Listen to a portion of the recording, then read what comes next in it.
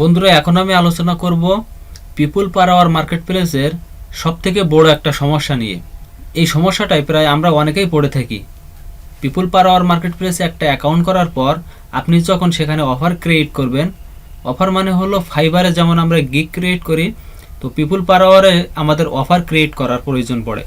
তো একটা offer create করার পরে আপনি যখন অফারটি পাবলিশ করবেন, ঠিক তখনই দেখবেন কিছুক্ষণের মধ্যেই আপনাকে একটা মেইল দেওয়া হবে এবং সেই মেইলটা এরকমই লেখা থাকবে। এর মানে হলো আপনি যে অফারটি ক্রিয়েট করলেন আপনার প্রোফাইলে সেটা অ্যাক্টিভ হয়নি। তো আপনি কিভাবে এই সমস্যাটি সমাধান করবেন আজকের ভিডিওতে আমি সেটাই দেখাবো।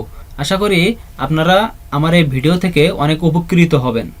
তো আমার ভিডিওটি যদি সামান্যতম ভালো লাগে তো আমার চ্যানেলটিকে অবশ্যই সাবস্ক্রাইব করবেন এবং লাইক দিবেন। যদি কোনো মতামত থাকে আমাকে অবশ্যই কমেন্টের মাধ্যমে জানাবেন।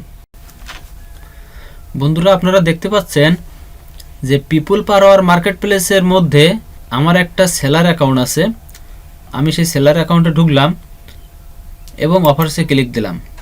আপনি দেখতে পাচ্ছেন এখানে আমার দুইটা অফার কিন্তু সাকসেসফুলভাবে আমি অ্যাক্টিভ করেছি। আরও বিস্তারিত দেখানোর জন্য আমি আমার প্রোফাইলে ক্লিক দিলাম এবং ফ্রিল্যান্সার অ্যাক্টিভিটিতে ক্লিক দিলাম,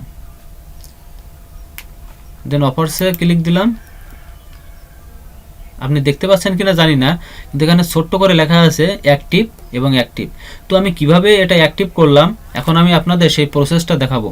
আশা করি আমার প্রসেসটি ফলো করলে 100% আপনার অফারটিও অ্যাক্টিভ হয়ে যাবে।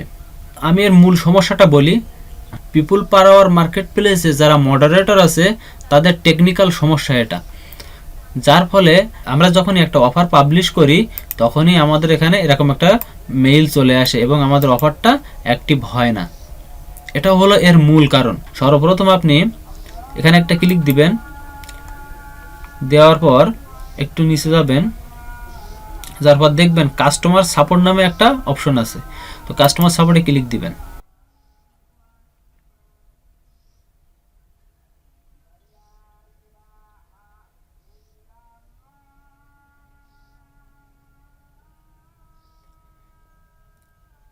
কাস্টমার সাপোর্টে ঢোকার সময় আপনার হয়তো কিছুটা সময় অপেক্ষা করতে হতে পারে, কারণ পিপুল পার আওয়ার মার্কেটপ্লেসের কিছু টেকনিক্যাল সমস্যা রয়েছে যার ফলে এমনটা হয়।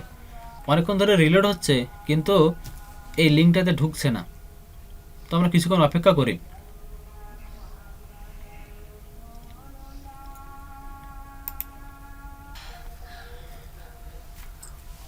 তো বন্ধুরা, প্রায় 4 মিনিট পরে আমি এই পেজটিতে আসতে পারলাম।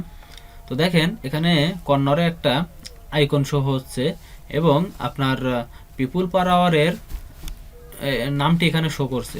তো আমি এখন এখানে ক্লিক দিলাম, এখান থেকে মাই অ্যাক্টিভিটিতে ক্লিক দিলাম।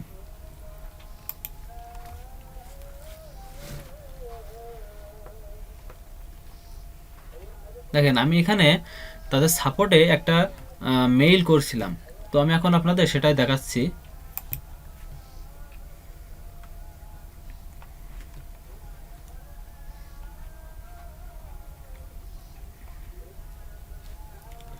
তো দেখেন 2 দিন আগে আমি তাদের সাপোর্টে একটা মেসেজ করি।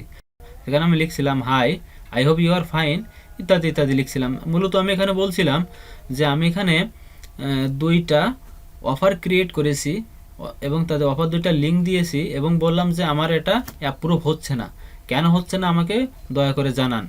তো মেসেজ করার পরে তারা আমাকে একটা মেসেজ রিটার্ন করে। তো সেখানে তারা বলে যে তারা এটা রিসলভ করার জন্য তাদের রিলেভেন্ট ডিপার্টমেন্টের কাছে তারা এটাকে ট্রান্সফার করতেছে এবং খুব শিগগিরই আমাকে তারা জানাবে, এমনটা বলে আমাকে একটা মেসেজ করে। এবং তারপর তারা আবার আমাকে মেসেজ করে I hope this message finds you well. তারপর লিখছে I would like to inform you that your offer has been approve now.